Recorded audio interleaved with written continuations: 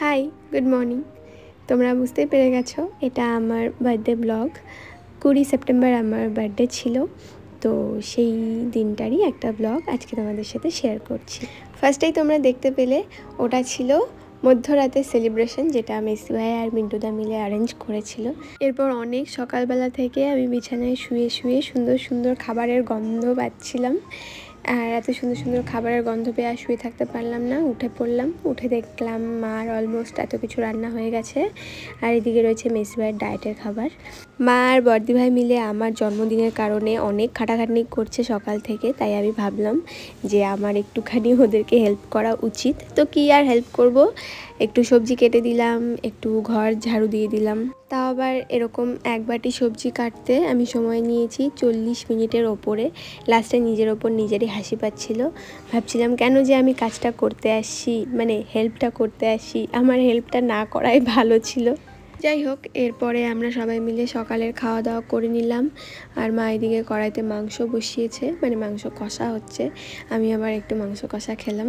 প্রতি বছরই আমার জন্মদিনে মা অনেক রকম রান্না করে, তবে এই বছর আমি আগে থেকেই বলেছিলাম যে অত রকমের রান্না করারও দরকার নেই, আর যে কটাই রান্না করবে অল্প অল্প করবে, কারণ পরে অত খাবার একবারে খাওয়াও হয় না, শেষে গিয়ে নষ্ট হয়। আচ্ছা, তো দুপুর হয়ে গেছে, স্নান টান করে আমি রেডি আর এদিকে আমার মাও সুন্দর করে আমার জন্য থালা সাজিয়ে রেডি। আর এখন সবাই মিলে আমাকে একটুখানি আহ্লাদ করবে, মানে এই যে এরকম পায়েস টায়েস খাইয়ে দেবে, চন্দন পরাবে, ধান দুব্বা দেবে, আশীর্বাদ দেবে, তারপর অনেক অনেক টাকা দেবে, গিফট দেবে ভালো ভালো। তো এই তো এইসব হলো। তারপরে আমার খুব খিদে পেয়ে গেছিলো, প্রায় 1 ঘন্টা ধরে বসে বসে আমি সব খাবার শেষ করলাম। তারপরে একটু আবার ভাত ঘুমো দিয়েছিলাম, দিয়ে মন্দিরা আসলো, বলল চল একটুখানি ঘুরে আসি, প্রচণ্ড গরম, ঘরে থাকবো না, বাইরে গিয়ে ঘুরে টুরে আসি। আমরা গেছিলাম বিন্নাগুড়ি, স্টেশনে বসেছিলাম। আর আমার জন্মদিন মানেই তো এরকম সুন্দর কাশফুল, সুন্দর একটা ওয়েদার। যদিও এইবার আর অতটা সুন্দর নেই, কারণ খুব গরম, এবার খুব গরম, এত গরম থাকে না আমার জন্মদিনে, এই বছর একটু বেশিই যেন গরমটা। আর এখানে আমাদের খুব একটা গভীর আলোচনা চলছিল, সেটা হচ্ছে বিয়ের সাজ পোশাক নিয়ে। বিয়েতে কী শাড়ি পরবে, কীরকম গয়না দিয়ে পরবে, আশীর্বাদে কীরকম শাড়ি পরবে, রিসেপশানে কীরকম শাড়ি পরবে। আমরা বিয়ের সাজ পোশাক নিয়ে এত আলোচনায় মত্ত হয়ে গেছিলাম যেন রাত পোহালে কারো না কারো একটা বিয়ে হচ্ছে। যাই হোক, এরপরে এখানে একটা ছোট্ট করে মেলা হচ্ছিল, আমরা একটুখানি মেলায় আসছিলাম। আর মেলায় এসে মন্দিরা যেটাই দেখছিল সেটাই বলছিল চল তোকে কিনে দিই, আর আমি বলছিলাম না এটা অতটাও ভালো। অবশেষে মন্দিরার ফুলের দোকানে এসে মনে হয়েছে আমার স্টুডিওটাকে সুন্দর করে সাজানোর জন্য ও আমাকে এই কচু গাছটা গিফট করবে।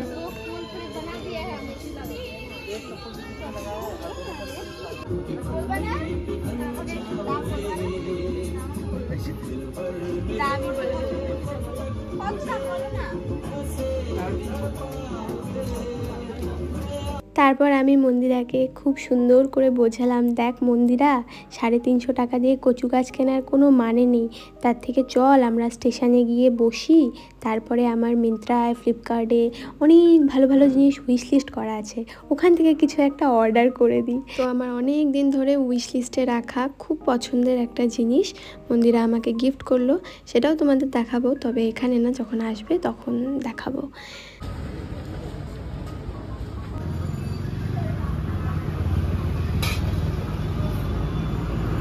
গল্প অনেক করে নিয়েছি, গিফটের নামে মন্দিরা থেকে অনেক খুশিও দিয়েছি।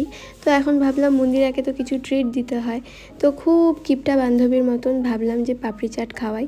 তবে হ্যাঁ, এই পাপড়ি চাটটা খেতে ভীষণ ভালো ছিল, খুব কম টাকার মধ্যে খুব টেস্টি টেস্টি। এই তো এরকম সুন্দরভাবে কেটে গেল এবছর জন্মদিনের সারাটা দিন। যদি তোমাদের ব্লগটা ভালো লেগে থাকে তাহলে একটা লাইক করে দিও, আমার চ্যানেলে নতুন হলে চ্যানেলটা সাবস্ক্রাইব করে দিও। দেখা হচ্ছে নতুন কোনো একটা ব্লগে। শেষ।